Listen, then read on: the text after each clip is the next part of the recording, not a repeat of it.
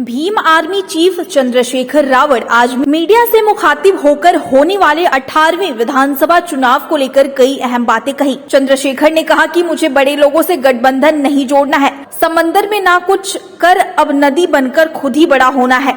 चंद्रशेखर ने कहा कि सपा सुप्रीमो अखिलेश यादव और बसपा प्रमुख मायावती का मैं सम्मान करता हूं और हमारी पार्टी अखिलेश यादव के खिलाफ कोई भी प्रत्याशी चुनाव रण में नहीं उतारेगी। उन्होंने कहा कि मैं अखिलेश यादव का सम्मान करता हूं, लेकिन मैं अपने लोगों को अकेला खून के आंसू रोने के लिए किसी भी सूरत में नहीं छोड़ सकता हूं। मुझे अखिलेश यादव से कोई शिकायत नहीं है। साथ ही चंद्रशेखर आजाद ने कहा कि मैं यह लिख दे रहा हूं कि आजाद समाज पार्टी 2022 विधानसभा चुनाव में अपनी सरकार बनाएगी। चंद्रशेखर रावत ने और क्या कुछ कहा, आप भी सुनिए। कि सबके लिए समान शिक्षा, चाहे वो टेक्निकल हो, चाहे वो प्रोफेशनल हो और चाहे वो एकेडमिक हो, चाहे वो किसी जाति वर्ग के लोग हों, सबके लिए बच्चों के, जिससे कि पैसे की कमी कारण किसी गरीब के सपने ना कुचले जाए, उसको भी आगे बढ़ने का अधिकार मिले।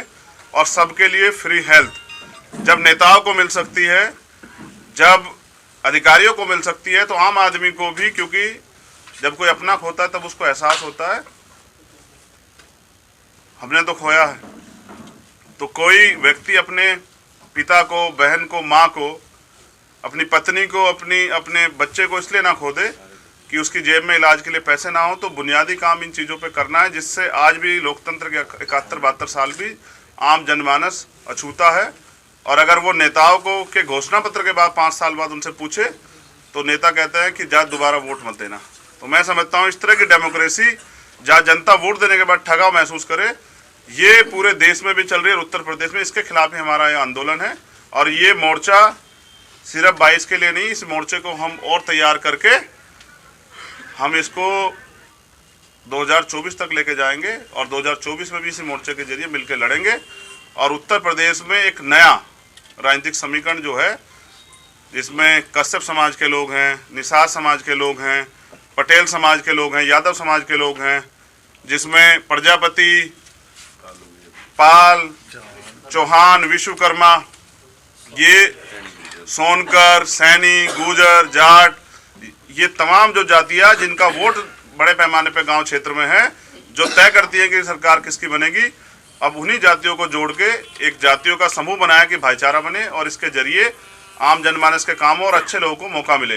क्योंकि आज तो राजतंत्र और ये राजनीति ऐसी हो गई है कि बेटा जो है ना, आप हर पार्टी में चेक कर लो, पिताजी MP हैं तो बेटा भी विधायक बनेगा, टिकट नहीं मिलेगा तो पार्टी छोड़ देंगे। और एक पीढ़ी दर पीढ़ी चली आ रही। तो नए लोग जो काम करना चाहते हैं, जिनके अंदर दृढ़ संकल्प है, इच्छा शक्ति है परिवर्तन करने की और एकता बनाने की, उनको मौका कैसे मिलेगा। तो इसलिए इस बैनर से भी गैर विवादित और जो जिन पे क्रिमिनल केस ना, ऐसे लोगों को हम लोग लड़ाने का काम करेंगे। तो मुझे बस आप मुझे आप सभी आप बस मात्र इतना बता दीजिए कि उत्तर प्रदेश के जो वर्तमान मुख्यमंत्री हैं वो बीजेपी के सबसे ताकतवर नेता है। तो विपक्ष ने सबसे ताकतवर नेता कौन सा उतारा है उनके खिलाफ। मैं तो चाहता हूं, मैं तो सम्मान करता हूं अखिलेश जी का, बड़े भाई हैं, मैं सम्मान करता हूं, बहन जी का भी सम्मान करता हूं। उनमें से कोई हिम्मत दिखाए, वहां जाके उनके खिलाफ लड़े। और अगर नहीं लड़ सकते हैं तो उनको वॉकआउट देने का काम ना करें। तो फिर भी मैं उनका धन्यवाद करता हूं कि वो अपने प्रत्याशी को उतारें और हम जनता के भरोसे जाएंगे और हम लड़ेंगे। देखिए, अगर वो अमिताभ ठाकुर साहब की तरह मुझे गिरफ्तार करेंगे तो मैं जेल से चुनाव लड़ूंगा। मेरे जेल के अनुभव बहुत अच्छे हैं।